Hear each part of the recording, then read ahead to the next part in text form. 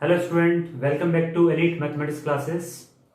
और हम अपने लेक्चर 1 की कंटिन्यूएशन में दूसरा लेक्चर लेकर के आए हैं, जिसमें हम डिस्कस करेंगे क्वेश्चंस ऑफ एक्सरसाइज नंबर 3.1। और आपने बेसिक्स ऑफ मैट्रिसेस पढ़ लिए होंगे हमारे पहले लेक्चर में। जिन बच्चों ने अभी तक इस लेक्चर को अटेंड नहीं किया है वो बच्चे आप इस लेक्चर को देख सकते हैं। हम आपको ये लिंक डिस्क्रिप्शन में प्रोवाइड कर देंगे। सो उसको करने के बाद आप समझ पाएंगे कि मैट्रिसेस में कैसे कैसे बेसिक्स हमने पढ़े हैं, और उसके बाद इन क्वेश्चंस को आप कर पाएंगे। तो हम स्टार्ट करते हैं इस एक्सरसाइज को, मतलब क्वेश्चन नंबर 1। तो क्वेश्चन नंबर 1 में देखते हैं, तो यहाँ पे ये मैट्रिक्स गिवन है आपको, ए इस तरीके से गिवन है, और आपसे 3 क्वेश्चन पूछे गए हैं इसमें। क्वेश्चन नंबर 1 बोलता है ऑर्डर ऑफ द मैट्रिक्स बताइए, इसका नंबर ऑफ एलिमेंट्स बताने हैं और राइट द एलिमेंट्स, इनकी वैल्यूज लिखनी है हमें यहाँ पे। ठीक है, तो जैसा कि हमने देखा है ऑर्डर ऑफ द मैट्रिक्स, तो ऑर्डर ऑफ द मैट्रिक्स हमने क्या पढ़ा है, बेसिक m इंटू एन पढ़ा है। तो यहां पे हमने बेसिक पढ़ा था लास्ट टाइम पे, m क्रॉस n, और m क्रॉस n कहां पे लिखा होता है, यहां पे लिखा होता है m क्रॉस n, जहां पर कि m क्या होते हैं, नंबर ऑफ रोज। तो नंबर ऑफ रोज कितनी है, 1 2 एंड 3, यानी कि ये r1 बोले इसको, हम इसको r2 बोले और इसको R3 बोले। तो ये हो गया आपके पास 3 रोज हो गई यहाँ पे। और कॉलम देखें तो ये वाला कॉलम हो गया C1, ये वाला हो गया C2, ये C3 और ये C4। तो 3 रोज है और 4 कॉलम है। तो इसके अकॉर्डिंग कितना हुआ, 3 इंटू 4 इसका ऑर्डर हुआ, राइट। इसके बाद हमने डिस्कस किया था नंबर ऑफ एलिमेंट्स। एलिमेंट्स को हम क्या बोलते हैं, और एंट्रीज ऑफ द मैट्रिक्स। तो नंबर ऑफ एलिमेंट्स क्या बताए थे हमने, mn, यानी कि सिंपली इनका मल्टीप्लिकेशन कर देना है, यानी कि 3 into 4 that is equals to 12। तो 12 एलिमेंट ही देख लो आप यहाँ पे गिन करके, इनको 12 मिलेंगे आपको। फिर right the elements of a1 a13 a21 a33 a24 और a23। तो इनको लिखने का क्या तरीका है, हमने पढ़ा था यहाँ पे, अगर इसकी बात करें तो aij। अब इसमें i रिप्रेजेंट क्या करता था हमारा, i तो रो नंबर को रिप्रेजेंट करता था, और j रिप्रेजेंट करता था कॉलम नंबर को।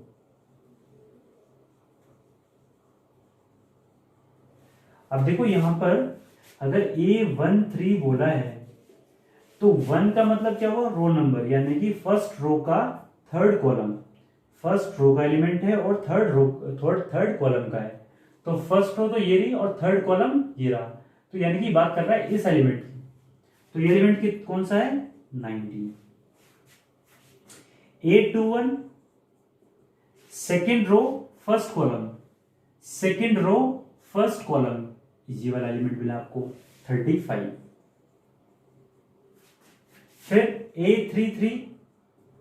A33 मतलब थर्ड रो थर्ड कॉलम, तो थर्ड रो और थर्ड कॉलम ये रहा, तो ये वाला एलिमेंट है, यानी कि माइनस के 5। A24 में यानी कि सेकेंड रो फोर्थ कॉलम, तो सेकेंड रो ये रही, फोर्थ कॉलम ये रहा, तो यहां पे आया 12। And the last one A23 मतलब सेकेंड रो थर्ड कॉलम, तो सेकेंड रो और थर्ड कॉलम यानी कि ये वाला एलिमेंट 5/2। इस क्वेश्चन में किसी को कोई प्रॉब्लम नहीं होनी चाहिए। इसके बाद बिल्कुल बेसिक सा क्वेश्चन है, सारे के सारे बेसिक कॉन्सेप्ट हमने वीडियो में पढ़ाए हुए हैं फर्स्ट लेक्चर में, तो उसको जिसको भी समझ में नहीं आ रहा वो उस लेक्चर को जाकर के देखिए, उसको क्लियर हो जाएगा।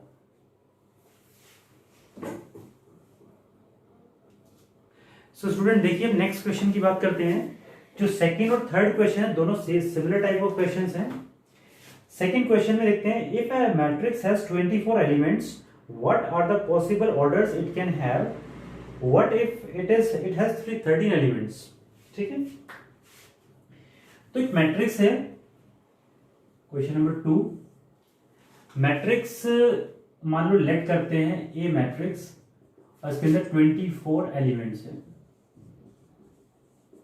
ये लेट की मैट्रिक्स है, उसके अंदर 24 एलिमेंट्स गिवन है आपको। तो पॉसिबल ऑर्डर इसके क्या क्या हो सकते हैं। अब देखो हमने डिस्कस किया था इसमें क्वेश्चन, जब हम पढ़ा रहे थे तब भी डिस्कस किया था, इसको एक बार दोबारा डिस्कस कर लेते हैं क्योंकि क्वेश्चन ही 1 मार्क में पूछा जाता है। तो 24 को हम क्या करेंगे, फैक्टराइज कर लेंगे।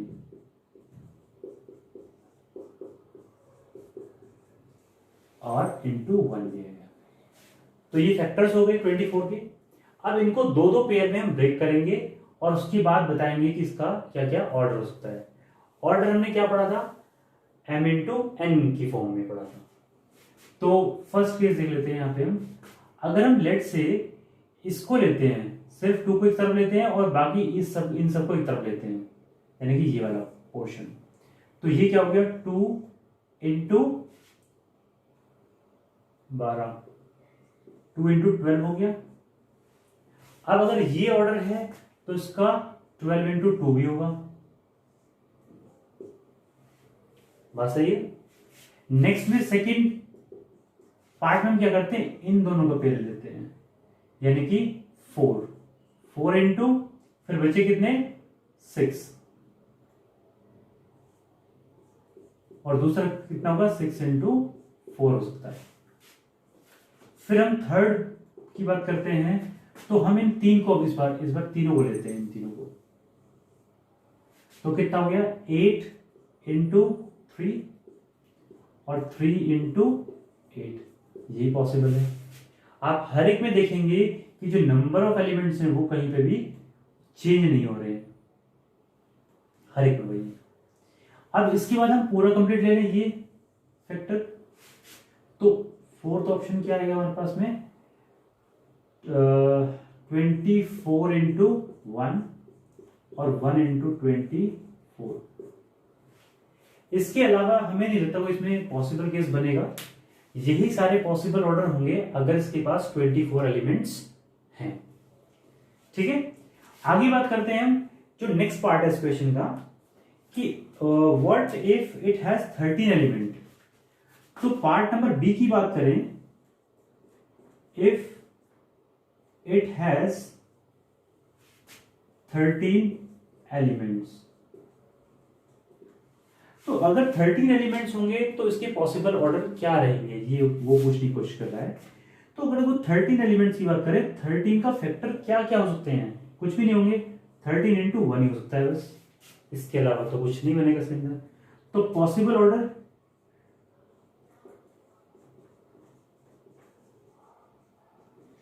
13 इंटू 1 या फिर 1 इंटू 13, ये आपका इसमें आंसर आ जाएगा। क्लियर? तो इस क्वेश्चन को आपने देख लिया यहाँ पे क्या इसमें चल रहा है, बिल्कुल बेसिक क्वेश्चन था ये। नेक्स्ट की बात करते हैं हम, क्वेश्चन नंबर 4, थर्ड आप कर लेंगे खुद से ही, same similar kind of question है। फोर्थ क्वेश्चन की बात करते हैं, तो उसमें हम देख रहे हैं कि कंस्ट्रक्टेड 2x2 मैट्रिक्स, इसमें ए गिवन है aij whose elements are given by this। तो कोई भी हम एग्जांपल ले लेते हैं इसमें, मतलब क्वेश्चन का पार्ट और उसको सॉल्व कर लेते हैं। तो देखिए फोर्थ क्वेश्चन,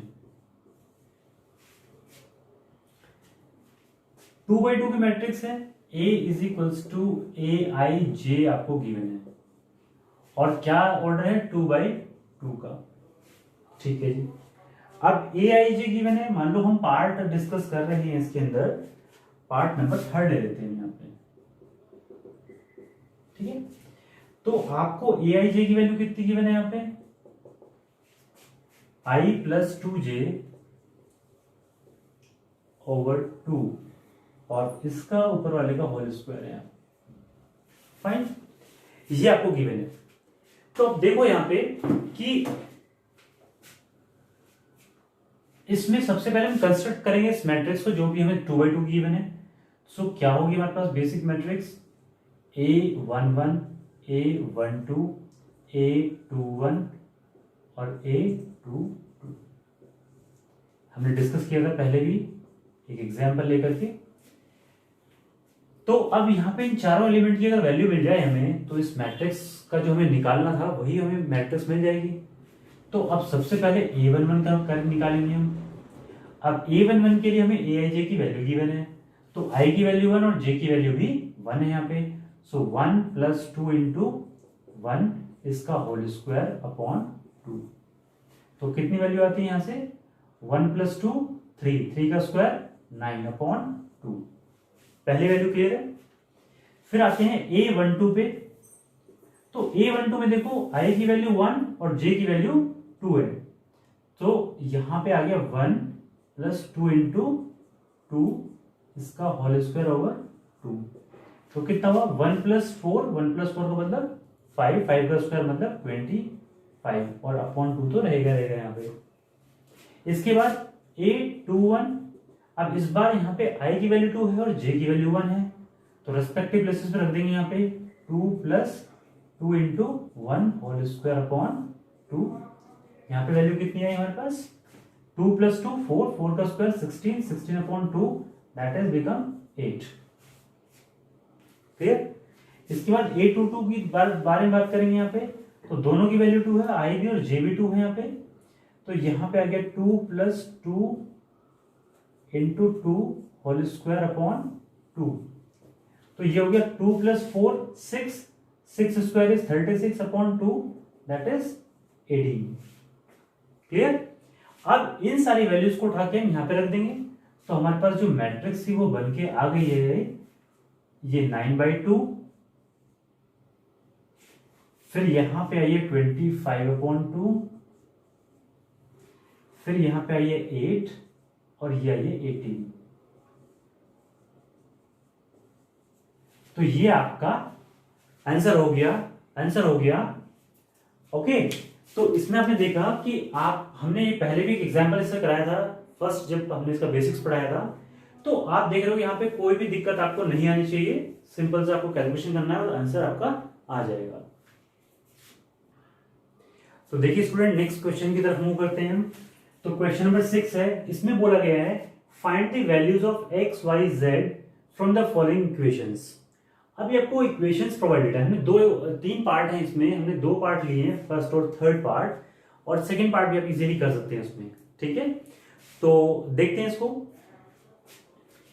पहले पार्ट में हम बात कर रहे हैं, तो हमने जब इक्वालिटी ऑफ मैट्रिसेस का पार्ट 1 में हमने डिस्कस किया था, तो उसमें देखा था कि 2 मैट्रिक्स इक्वल कब होती है, जब उनका ऑर्डर सेम हो और करस्पॉन्डिंग एलिमेंट्स भी सेम होते हैं। तो अब देखो कैसे, यहां पे A11 एलिमेंट है इस मैट्रिक्स का और A11 एलिमेंट है इस मैट्रिक्स का, क्योंकि दोनों मैट्रिक्स में बीच में साइन कैसा है, इक्वल का साइन है। तो 2 मैट्रिक्स इक्वल हैं, दोनों का ऑर्डर सेम है, यानी कि इनके करस्पॉन्डिंग एलिमेंट्स भी सेम होने चाहिए। तो यानी कि 4 = y। सो दिस इंप्लाइज, तो हम ये कहते हैं from the concept of equality of matrices,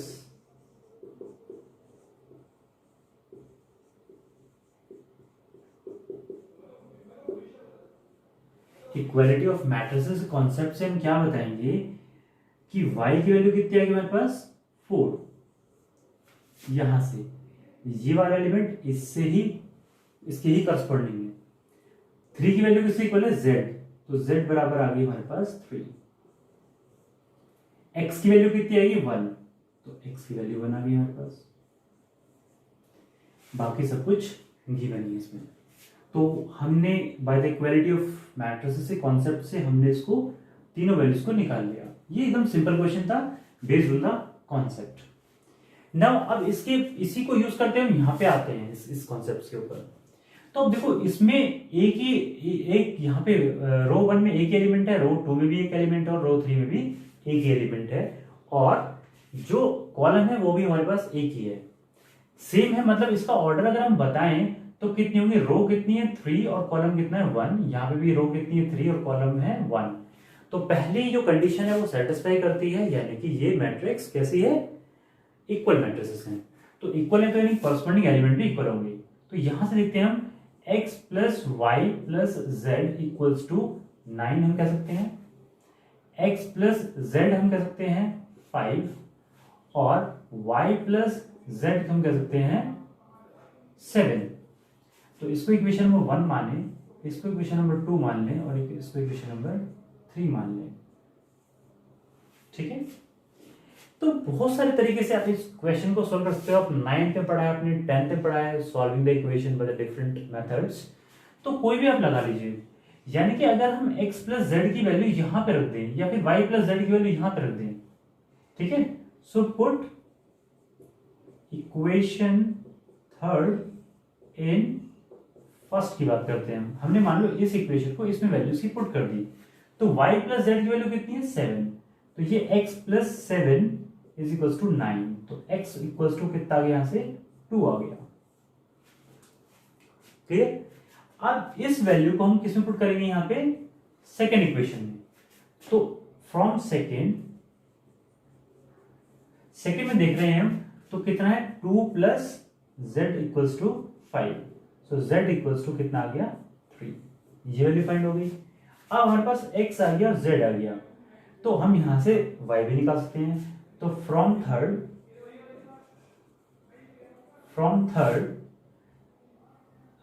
y plus कितना है 3 इज इक्वल्स टू 7, सो यहां से कितना आ गया y इक्वल्स टू 7 माइनस 3, तो y इक्वल्स टू 4। अब देखो यहां पे कि आपने x y z तीनों की वैल्यू निकाल ली है। अब अगर आपको आंसर चेक करना है कि सही है गलत है, तो आप सिंपल से इनका एडिशन करो और देखो कि इस इक्वेशन के बराबर आ रहा है नहीं आ रहा है।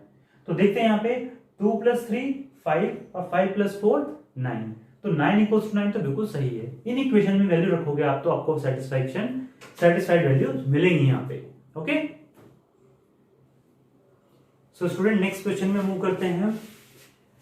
7th question, find the values of a b c d from the equation this.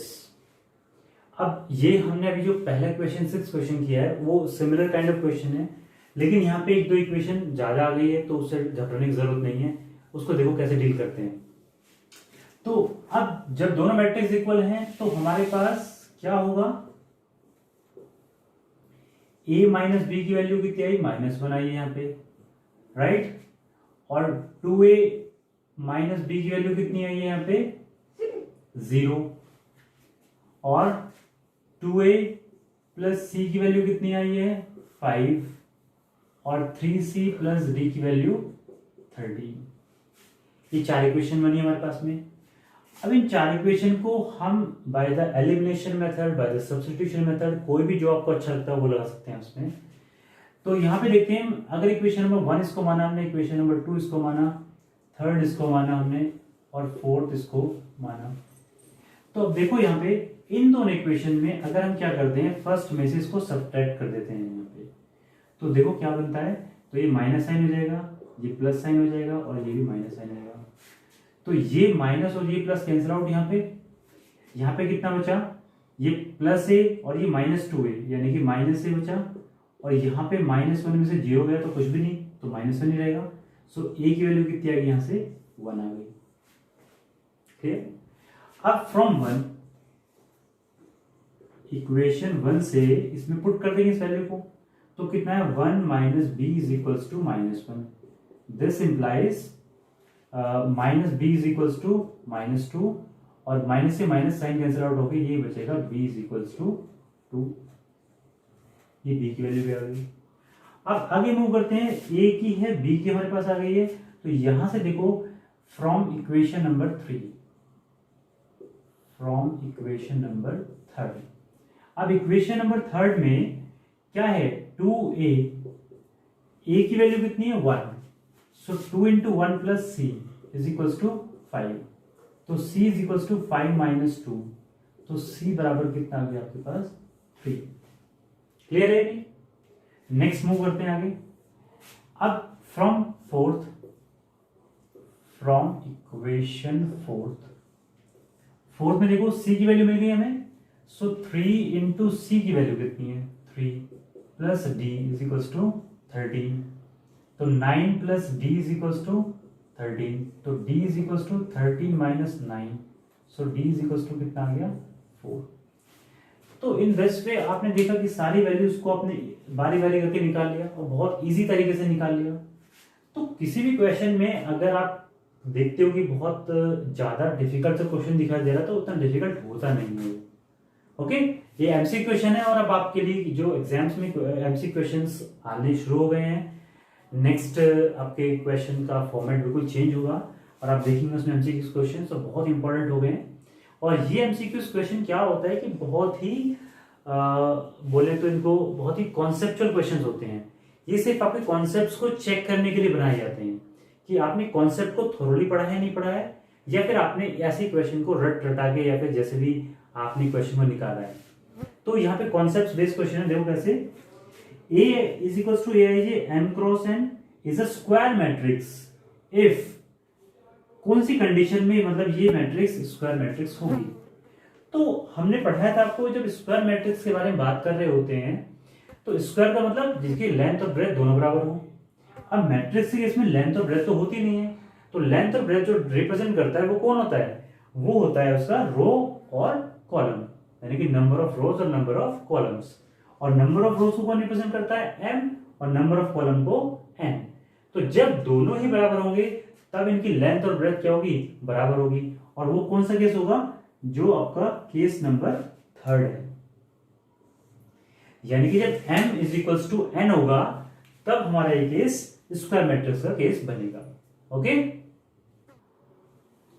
So student अब देखिए नेक्स्ट क्वेश्चन देखते हैं हम यहाँ पे। तो क्वेश्चन नंबर 9 उसने ये बोला है कि किन वैल्यू ऑफ x और y के लिए ये दो मैट्रिसेस क्या होंगी, इक्वल होंगी, ये उन्होंने बोला है यहाँ पे। तो देखो इसके दो मेथड है करने के। एक तो होता है कि वैल्यू जो गिवन है उनको पुट करके देखें और चेक करें कि वो सेटिस्फाई कर रहा है कंडीशन को, नहीं कर रहा है। दूसरा मेथड क्या होता है हमारे पास, उसको निकाल के देख लें वैल्यू को फटाफट से कि वो वैल्यूज एग्जैक्टली वही मैच कर रही है नहीं कर रही। तो दोनों तरीके से देख लेते हैं यहाँ पे हम। तो अगर इस क्वेश्चन की बात करें यहाँ पे, तो दोनों इक्वल मैट्रिक्स अगर होनी है तो ये वैल्यू किसकी इक्वल होगी, 0 के इक्वल होगी। तो ये होगी 3x + 7 इज इक्वल्स टू 0। यहां से x सॉल्व करेंगे तो -7/3। अब देखो x की वैल्यू -7/3, क्या ये इसमें अवेलेबल है, बिल्कुल भी नहीं है। चलो एक यहां से निकाल लेते हैं वैल्यू को। यहां भी x की इक्वेशन गिवन है, तो एक वैल्यू तो हमारे पास ये आ गई है और 2 -3x इज इक्वल्स टू 4 की इक्वल होगा।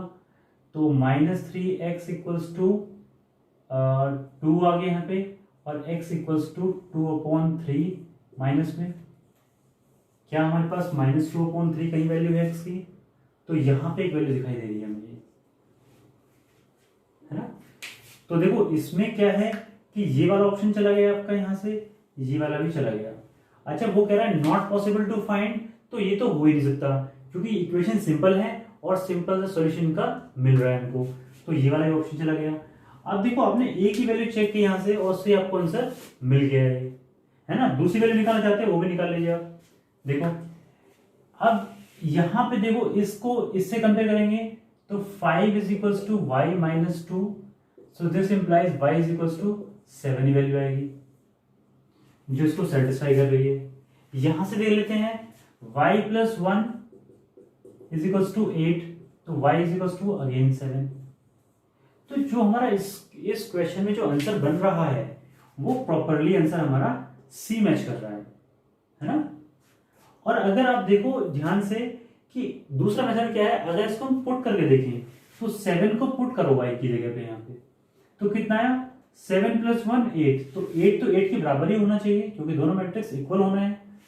5 है यहाँ पे और यहाँ पे आप रखो कितना 7, तो 7 - 2 कितना आया 5, तो 5 के बराबर 5 आ गया यहाँ पे। ऐसे ही वैल्यू ऑफ x को पुट करोगे तो वो भी इक्वल ही बैठेगी। ये भी वैल्यू हो सकती थी अगर ऑप्शन में गिवन होती, लेकिन यहाँ पे ऑप्शन में गिवन नहीं है वैल्यू, ये वैल्यू आपको गिवन है ऑप्शन में, तो ये आपका ऑप्शन नंबर सी करेक्ट हो गया। क्लियर है, आगे मूव करते हैं। ये सबसे इंपॉर्टेंट क्वेश्चन है आपका जो कि 10th क्वेश्चन है। इसमें कह रहा था number of all possible matrices of order 3/3 with each entry 0 और 1 इज, यानी कि ऐसी कितनी मैट्रिक्स हो सकती हैं, पॉसिबल मैट्रिक्स पूछ रहा है वो आपसे, कि जिनमें कि आपका जो ऑर्डर है वो 3/3 रहे और उसकी एंट्री क्या रहे केवल तो केवल 0 हो रहे या फिर 1 रहे आपकी, है ना। केवल ये दो वैल्यू आ सकती हैं, बाकी वैल्यूज नहीं आनी चाहिए। तो देखो सबसे पहले पॉसिबल मैट्रिक्स का पता करना इतना आसान तो इसमें दिख नहीं रहा है हमें, है ना। और इस क्वेश्चन की बेस पे हम आपको एक चीज बताना चाहते हैं कि कोई भी क्वेश्चन हार्ड कब होता है, ये बहुत बच्चों की बड़ी टेंशन सी रहती है कि हार्ड क्वेश्चन है। तो देखो हार्ड जैसी कोई चीज क्वेश्चन में होती नहीं है। हार्ड होता है उसका कॉन्सेप्ट, और कॉन्सेप्ट भी तब हार्ड होता है जब वो आपको नहीं आता है अप्लाई करना, या फिर आपको उसका बेसिक ही नहीं पता है। तो जब भी आप क्वेश्चन को सॉल्व करने जा रहे हैं तो आपके पास पहले बेसिक कॉन्सेप्ट उसका होना चाहिए, तो आप क्वेश्चन को इजीली क्रैक कर पाएंगे। दूसरा पार्ट ये आता है कि अगर एक क्वेश्चन में एक से ज्यादा कॉन्सेप्ट्स लगे हुए हैं, ठीक है, और उसमें होता क्या, बच्चों को जनरली एक कॉन्सेप्ट आता है तो दूसरा नहीं आता है, तो वो बच्चा कुछ देर तक तो उस क्वेश्चन को चला पाता है, यानी कुछ देर तक सॉल्व कर पाता है। आगे जाके जब कॉन्सेप्ट दूसरा आता है तो वो वहां पे फेल हो जाता है। तो हमारे अकॉर्डिंग जो एक डिफिकल्ट क्वेश्चन होता है वो ये होता है कि जब क्वेश्चन के अंदर एक से ज्यादा कॉन्सेप्ट्स आ जाएं तब वो क्वेश्चन डिफिकल्ट बनता है, और तभी वो क्वेश्चन बच्चों से जनरली होता नहीं है, ठीक है। तो अब देखो ये वाला क्वेश्चन कुछ ऐसा ही कहता है कि कितनी पॉसिबल ऑर्डर मैट्रिसेस हो सकती हैं इस ऑर्डर की, और जिसमें सिर्फ एंट्री 0 और 1 ही हो। तो देखते हैं इसको हम जरा कि इसमें कैसे सॉल्व करेंगे इसको। सो देखो स्टूडेंट्स, यहां पे इसको कैसे हम देखेंगे। अब हमारे पास 0 और 1 एंट्री है, तो हमने एक मैट्रिक्स बनाने की कोशिश की कि हम देखते हैं क्या क्या पॉसिबल केसेस हो सकते हैं। तो यहां पे देखो हमने क्या किया, फर्स्ट एलिमेंट को क्या रखा है, 1 रखा है, बाकी सबको क्या रखा है, 0। केस नंबर 1, यहां पे ये एक मैट्रिक्स बनी हमारे पास में, केस नंबर 1। केस नंबर 2 में क्या हो सकता है, सेकंड केस, कि इस 1 की पोजीशन यहां पे चेंज कर दी हमने। देखो यहां पे आ गई ना, बाकी सब एलिमेंट वही हैं लेकिन उनकी पोजीशन में सिर्फ 1 में चेंज आया है, तो ये आ गया आपका सेकंड केस।